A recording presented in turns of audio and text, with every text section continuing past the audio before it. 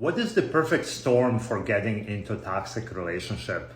In other words, what are some conditions and factors that put us more at risk for not only meeting people that are not the best for us, but also not recognizing or not acting on the red flags that are in front of us? First condition for perfect storm is lack of boundaries. When we don't have boundaries, we simply don't have gates that are keeping people out that are toxic for us. And boundaries are a tricky thing because we may have been conditioned not to have boundaries by being shamed for speaking out. So we have internalized guilt and they require work. I recently heard this definition about boundaries that highly spoke to me, and it is: boundaries are the distance from which I can love you and me in the same time.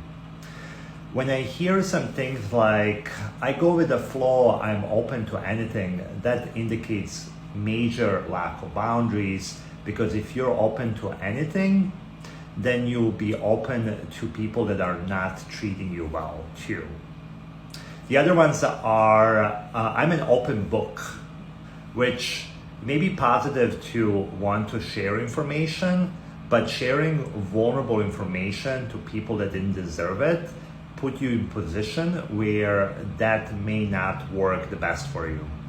Good news is that you can do something about boundaries. You can start saying no to things that are not good for you. It's never too late. This requires some intentional work and practice.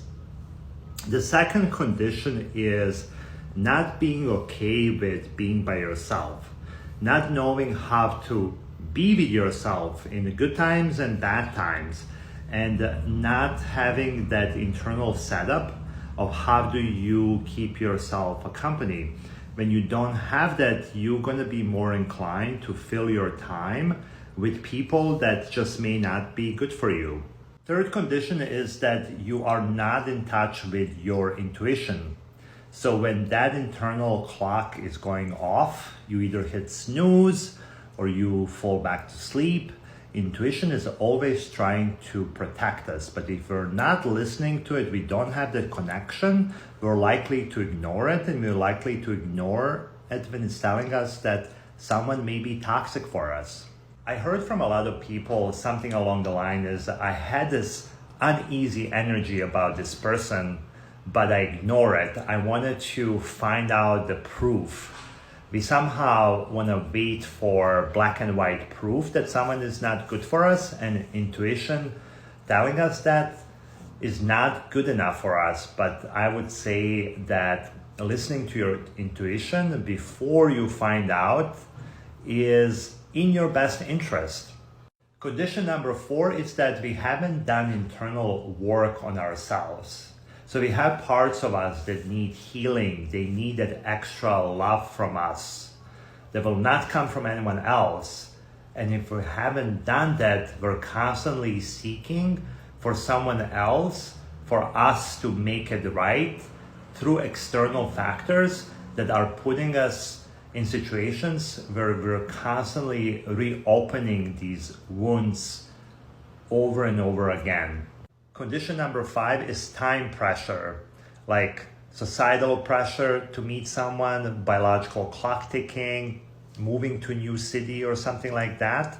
When we feel that external pressure to meet someone, we're likely to miss the red flags that may be there because we have this desperation that we're trying to fill. Condition number 6 is that we have a naive view of the world. We like to think that there is good in everyone can change. I like to see positive in everyone. We're more likely to ignore or rationalize bad behavior, thinking that we can change the person or a person will change, and that puts us in a particularly vulnerable position for meeting toxic people. Number 7 is thinking that in order to be in a relationship, we need to be saving someone, fixing, or rescuing another person we're not worthy of just being in a relationship with someone without having these roles. This puts us in a situation where we will find people that will take away from us, not offer anything in return, and often these individuals are toxic for us. This is the case with vulnerable narcissists that are more covert and usually will come off as people that want that kind of help. So this is major conditions that make it that perfect storm to fall into the toxic relationships. Please comment if you have some other thoughts or if you have experiences with any of these, and I will be back with more content.